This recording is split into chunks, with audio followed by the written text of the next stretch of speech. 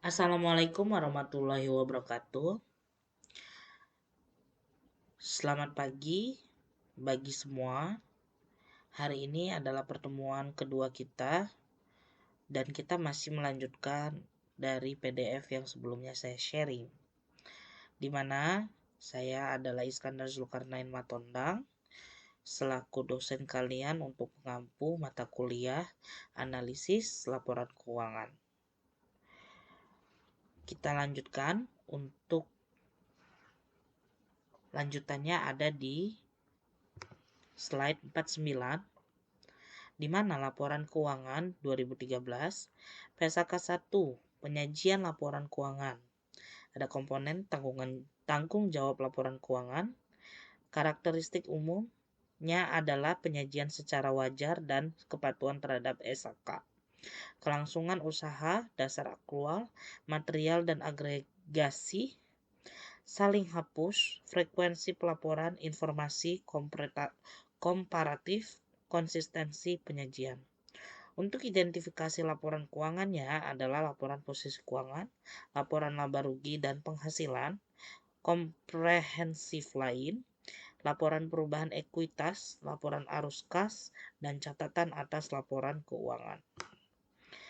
Tujuan laporan keuangan yaitu laporan keuangan adalah suatu penyajian terstruktur dari posisi keuangan dan kinerja keuangan suatu entitas. Tujuan laporan keuangan memberikan informasi mengenai posisi keuangan, kinerja keuangan, arus kas entitas yang bermanfaat bagi sebagian besar kalangan pengguna laporan dalam pembuatan keputusan ekonomi. Komponen laporan keuangan. Komponen laporan keuangan 1. Atau A. Laporan posisi keuangan neraca pada akhir periode. B. Laporan laba rugi dan penghasilan komprehensif lain seperiode. C. Laporan perubahan ekuitas selama periode. D. Laporan arus kas selama periode. E. Catatan atas laporan keuangan berisi ringkasan kebijakan akuntansi penting dan informasi penjelasan lain. Dan EA-nya ada informasi komparatif untuk mematuhi periode sebelumnya sebagaimana ditentukan dalam paragraf 38 dan 38A.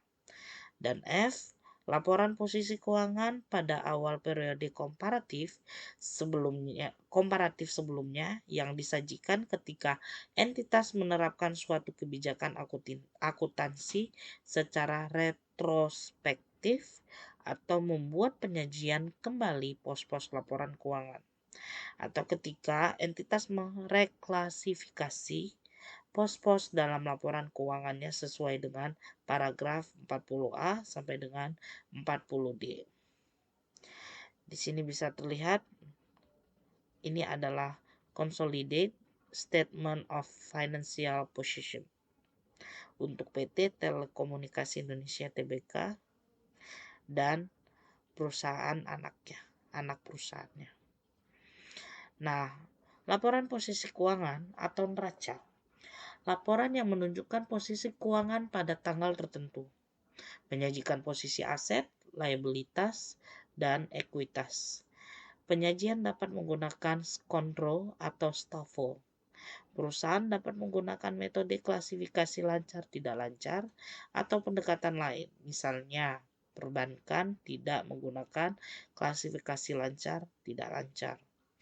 Standar tidak menjelaskan komponen yang dilaporkan secara detail maksudnya, namun menjelaskan minimum line yang harus dilaporkan terpisah jika nilai tersebut material. Laporan posisi keuangan. Di sini ada informasi minimal yang disajikan dalam laporan keuangan dapat ditambahkan jika penambahan tersebut relevan. Penyajian dalam line sendiri atau dalam notes tergantung dari materialitas informasi tersebut. Pembedaan aset lancar dan tidak lancar serta liabilitas jangka pendek dan jangka panjang. Pajak tangguhan tidak boleh diklasifikasikan sebagai jangka pendek. Perubahan definisi seperti kewajiban menjadi liabilitas dan hak minoritas menjadi kepentingan non-pengendali atau non-controlling interest. Penyajian kepentingan non-pengendali sebagai bagian ekuitas dan bagian laba bukan sebagai pengurang laba.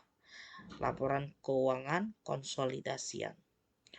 Urutan penyajian laporan keuangan dalam ilustrasi menurut PSAK 1 berbeda dengan IAS 1, aset tidak lancar di atas. Minimum line item penyajian neraca untuk nilai material disajikan secara terpisah. Namun, jika tidak material dijelaskan dalam kelompok, namun tetap ada penjelasan terpisah. Di sini adalah aset terdiri dari aset lancar, aset tidak lancar. Liabilitasnya ada jangka pendek dan jangka panjang. Ekuitasnya ada hak non pengendali, ekuitas yang dapat diatribusikan ke pemilik entitas induk. Ini PSAK 1. Sedangkan untuk IAS 1, aset tidak lancar dan aset lancar untuk aset. Liabilitasnya sama, ada jangka pendek dan jangka panjang, tapi dia di bawah, dan ekuitas yang di atas, yaitu hak non pengendali dan ekuitas yang dapat diatribusikan ke pemilik entitas induk. Jadi perbedaannya kedudukannya. Informasi minimal yang disajikan dalam laporan keuangan dapat ditambahkan jika penambahan tersebut relevan. Penyajian dalam line sendiri atau dalam notes tergantung dari material informasi tersebut. Pembedaan aset lancar dan tidak lancar serta liabilitas jangka pendek dan jangka panjang. Pajak tangguhan tidak boleh diklasifikasikan sebagai jangka pendek. Pos tambahan, judul, subtotal boleh disajikan sepanjang relevan. Jika menyajikan aset lancar dan tidak lancar, maka aset atau liabilitas pajak tangguhan tidak diklasifikasikan sebagai aset lancar atau liabilitas jangka pendek. Minimum line item. Nah, di sini ada aset tetap, properti investasi bisa dibaca sampai modal saham dan cadangan yang dapat diatribusikan kepada pemilik entitas induk. Untuk pos dalam laporan, penyajian aset lancar dan tidak lancar dan liabilitas jangka pendek dan jangka panjang sebagai klasifikasi yang terpisah. Kecuali penyajian berdasarkan likuiditas memberikan informasi yang lebih relevan dan dapat diandalkan, maka digunakan urutan likuiditas. Perusahaan keuangan berdasarkan likuiditas, pemisahan jumlah yang diharapkan dapat dipulihkan atau diselesaikan setelah lebih dari 12 bulan untuk setiap pos aset dan liabilitas jika nilainya digabung. Nah, untuk aset lancar, di sini ada klasifikasi aset lancar jika mengharapkan akan merealisasikan aset atau bermaksud untuk menjual atau menggunakannya dalam siklus operasi normal. Memiliki aset untuk tujuan diperdagangkan, mengharapkan akan merealisasi aset dalam jangka waktu 12 bulan setelah pelaporan. Atau kas atau setara kas, PSAK 2, laporan arus kas kecuali aset tersebut dibatasi pertukarannya atau penggunaannya untuk menyelesaikan liabilitas sekurang-kurangnya 12 bulan setelah periode pelaporan. Entitas mengklasifikasikan aset yang tidak termasuk kategori tersebut sebagai aset tidak lancar. Untuk liabilitas jangka pendek juga begitu. Ada klasifikasi liabilitas pendek. Nah, bisa dibaca nanti. Dan untuk laporan laba rugi dan penghasilan komprehensif lain. Laporan laba rugi dan penghasilan komprehensif lain, penyajian laporan laba rugi dengan memasukkan unsur laba komprehensif. Laba dialokasikan untuk pemegang saham minoritas dan mayoritas. Ketentuan minimum item dalam laporan laba rugi. Klasifikasi beban berdasarkan fungsi dan sifat. Jika disajikan berdasarkan fungsi, ada pengungkapan berdasarkan sifat penyajian. Pos luar biasa, extraordinary item, tidak diperkenankan lagi. Minimum line item untuk komponen laporan laba rugi komprehensif untuk memberikan informasi kepada pengguna. Beban keuangan pajak. Laporan laba rugi dan penghasilan komprehensif lain, kita masih lanjut. Penyajian laporan keuangan dengan dua pendekatan. Laporan laba rugi terpisah dari laporan laba rugi dan penghasilan komprehensif lain, sehingga terdapat dua laporan. Laporan laba rugi dan penghasilan komprehensif lain dalam satu laporan. Penyajian laba rugi untuk periode berjalan diatribusikan kepada kepentingan pengendali dan non-pengendali. Penyajian total laba rugi komprehensif untuk periode berjalan diatribusikan kepada kepentingan pengendali dan non-pengendali. Di sini ada minimum line item laba rugi komprehensif, di mana ada pendapatan, biaya keuangan, bagian laba rugi dari entitas asosiasi dan joint venture yang dicatat dengan menggunakan metode ekuitas. Ada beban pajak dan suatu jumlah tunggal yang mencakup total dari laba rugi setelah pajak dari operasi yang dihentikan, dan keuntungan atau kerugian setelah pajak yang diakui dengan pengukuran nilai wajar dikurangi biaya untuk menjual atau dari pelepasan aset atau kelompok yang dilepaskan dalam rangka operasi yang dihentikan. Nah, ketika pos-pos pendapatan atau beban bernilai material, maka entitas mengungkapkan sifat dan jumlahnya secara terpisah.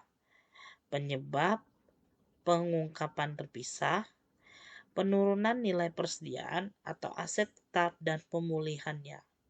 Restrukturisasi atas aktivitas-aktivitas suatu entitas dan untuk setiap liabilitas diestimasi atas biaya restrukturisasi. Pelepasan aset tetap, pelepasan investasi, operasi yang dihentikan, penyelesaian litigasi, dan pembalikan liabilitas diestimasi lain. Entitas menyajikan analisis beban yang diakui dalam laba rugi dengan menggunakan klasifikasi berdasarkan sifat atau fungsinya dalam entitas mana yang dapat menyediakan informasi yang lebih andal dan relevan.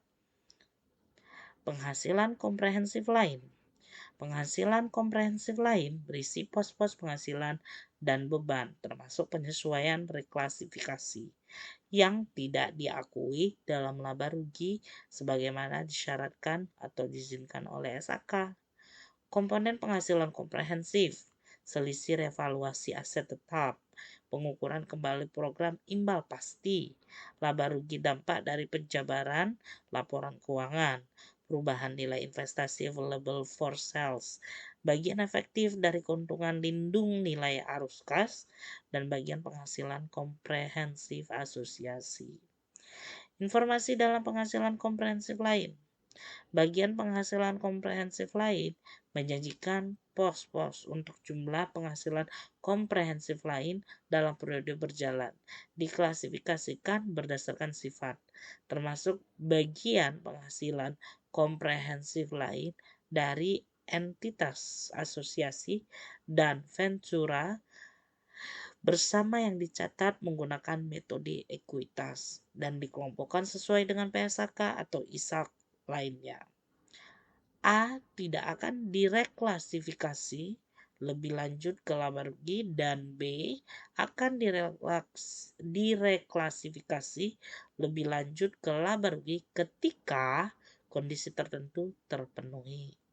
Entitas menyajikan pos-pos tambahan, judul, dan subtotal jika penyajian tersebut relevan untuk pemahaman kinerja keuangan entitas, dan entitas tidak diperkenankan untuk menyajikan pos-pos penghasilan dan beban seperti pos luar biasa dalam laporan laba rugi dan penghasilan komprehensif lain atau dalam catatan atas laporan keuangan. Nah, penghasilan komprehensif terdiri dari laba rugi tahun berjalan dan penghasilan komprehensif lain. Penghasilan komprehensif adalah perubahan aset atau liabilitas, perubahan ekuitas yang berfungsi berasal dari transaksi pemilik. Tidak akan direklasifikasi lebih lanjut ke laba rugi, di mana ada surplus revaluasi aset tetap. Direklasifikasi melalui saldo laba saat didepresiasi atau ketika aset dijual. Penyesuaian imbalan kerja manfaat pasti, keuntungan atau kerugian aktuarial tidak direklasifikasi. Akan direklasifikasi lebih lanjut ke laba rugi ketika kondisi tertentu terpenuhi. Keuntungan atau kerugian dari available for sale jika dijual direklasifikasi ke laba rugi cash flow hedge. Keuntungan kerugian yang efektif, kontrak berakhir, laporan laba rugi. Translasi mata uang asing dari anak perusahaan, cabang dengan mata uang fungsional yang berbeda dengan induk atau pusat. Bagian penghasilan komprehensif asosiasi jika dijual direklasifikasikan ke laba rugi. Ini adalah contoh laba rugi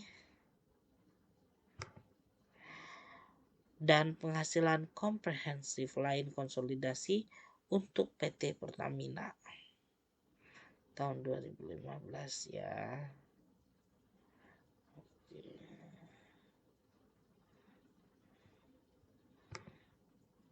Ini adalah ilustrasi penerapan PSAK 1 R 2013, dan di sini adalah ilustrasi penerapan PSAK 1 R 2013 dan klasifikasi beban. Pemilihan klasifikasi berdasarkan faktor historis dan industri. Klasifikasi berdasarkan sifat lebih mudah karena tidak perlu alokasi beban menurut fungsi. Jadi langsung pendapatan dikurangi pendapatan lain-lain sama dengan total pendapatan. Sedangkan untuk penghasilan, bahan baku yang digunakan, beban imbal kerja, beban penyusutan dan amortisasi, beban lainnya, dan total beban sebagai pengurang, dan menghasilkan IBT biasanya, earning before tax atau laba sebelum tax.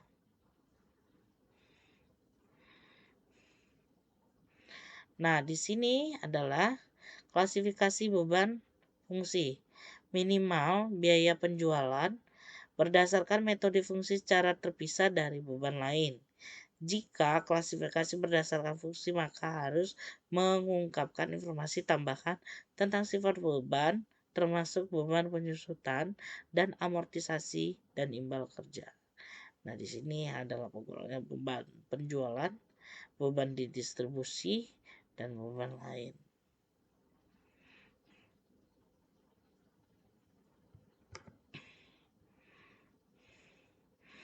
Nah, menurut laporan perubahan ekuitas menunjukkan total laba rugi komprehensif selama suatu periode yang diatribusikan kepada pemilik entitas, induk, dan pihak pengendali. Untuk tiap komponen ekuitas, pengaruh penerapan retrospektif. Rekonsiliasi antara saldo awal dan akhir periode yang timbul dari laba rugi, posisi pendapatan komprehensif, transaksi dalam pemilik dalam kepastiannya sebagai pemilik. laporan perubahan ekuitas dan catatan atas laporan keuangan. Analisa penghasilan komprehensif lain berdasarkan pos. Jumlah dividen yang diatribusikan kepada pemilik dan nilai dividen per saham diungkapkan dalam catatan atas laporan keuangan. Penyajian dibedakan untuk masing-masing kelas, yaitu ada modal di store, saldo akumulasi dari penghasilan komprehensif, dan saldo laba. Untuk catatan atas laporan keuangan sendiri, di sini bisa dibaca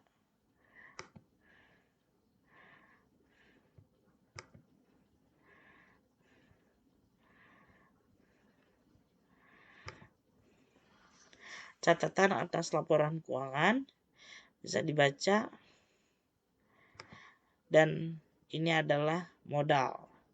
Entitas mengungkapkan informasi yang memungkinkan pengguna laporan keuangan untuk mengevaluasi tujuan, kebijakan, dan proses entitas dalam mengolah modal. Ada informasi kualitatif, kuantitatif, dan pemenuhan persyaratan modal. Instrumen keuangan yang memiliki fitur opsi jual dan diklasifikasikan sebagai instrumen ekuitas. Data kuantitas diklasifikasikan sebagai ekuitas. Tujuan, kebijakan, proses, arus kas keluar, dan bagaimana penentunya.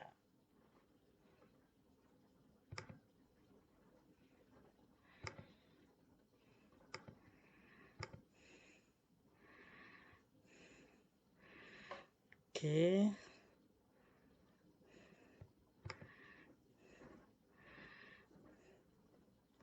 Modal. Entitas mengungkapkan informasi yang memungkinkan pengguna laporan keuangan untuk mengevaluasi tujuan, kebijakan, dan proses entitas dalam mengolah modal. Di sini ada informasi kualitatif, kuantitatif, pemenuhan persyaratan modal.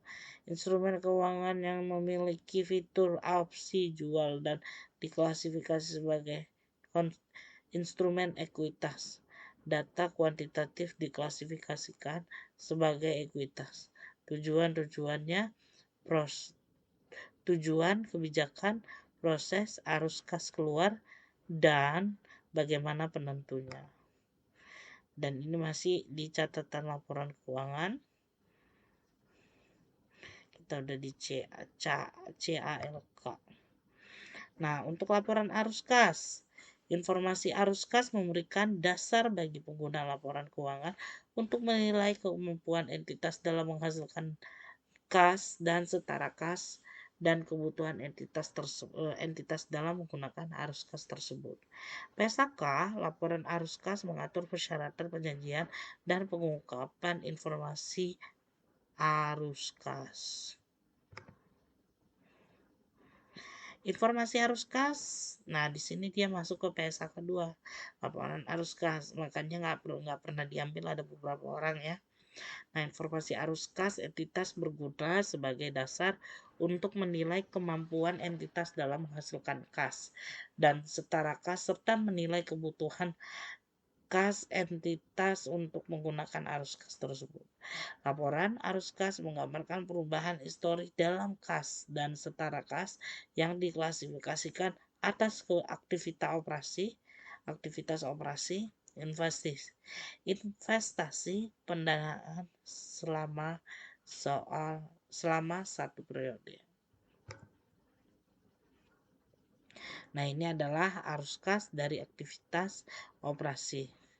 Metode yang digunakan nanti bisa dibaca sendiri, ada yang metode tidak langsung dan langsung.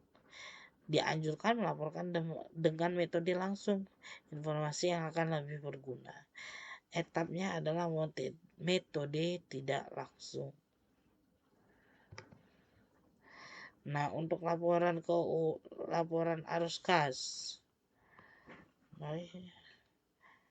Ini mulai error. Nah, di laporan arus kas di sini ada bunga dan dividen yang diungkap secara terpisah dan diklasifikasikan secara konsisten. Beban bunga dapat disajikan sebagai arus kas koperasi atau pendanaan alternatif, pendapatan bunga dapat disajikan sebagai arus kas, operasi, atau investasi. Dividen yang dibayarkan dapat disajikan sebagai arus kas pendanaan. Pendapatan dividen dapat disajikan sebagai arus kas, operasi, dan atau investasi. Nah, arus kas yang berkaitan dengan pajak, penghasilan, dan bunga pinjaman diungkapkan secara terpisah. Perubahan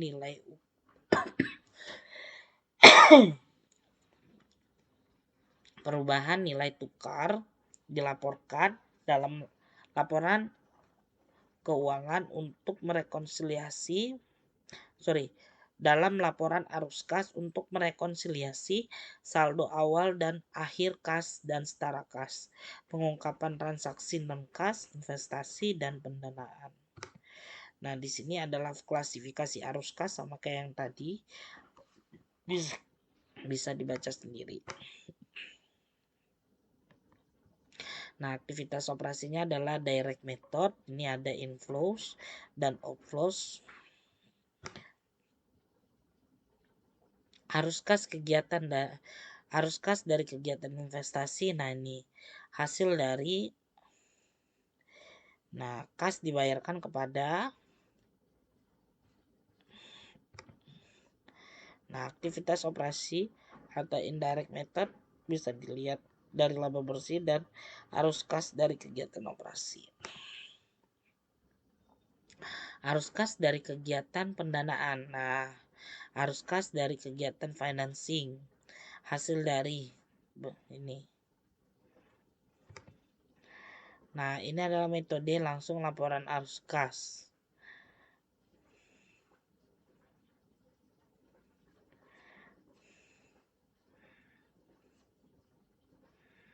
Ini kan benar ini.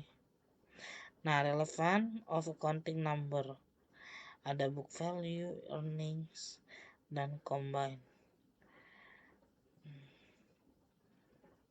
Okay. Relevance of cash flow and income over a company life cycle.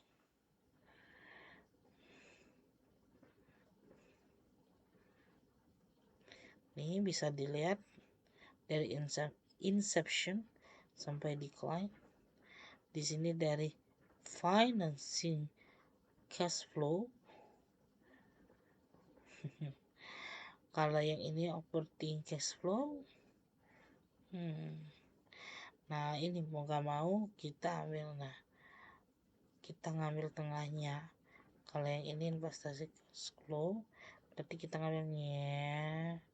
Oke, turun lagi. Kira-kira begitu.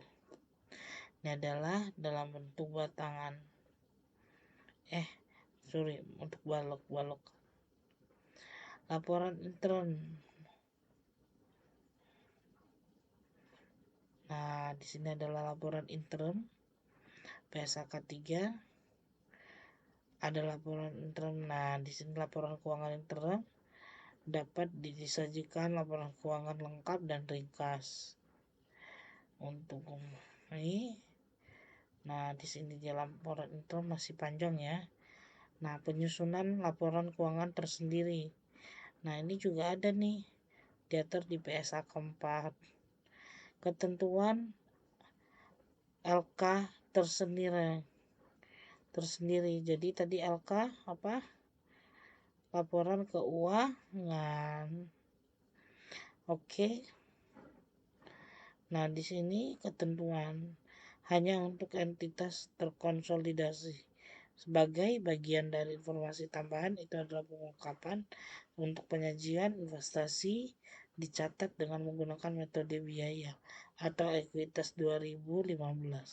Dividen diakui saat ditetapkan.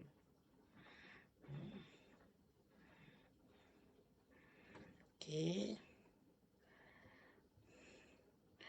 Nanti selanjutnya bisa dibaca mengingat ini kuotanya bukan kuota, durasinya akan panjang dan membuat size-nya jadi agak besar.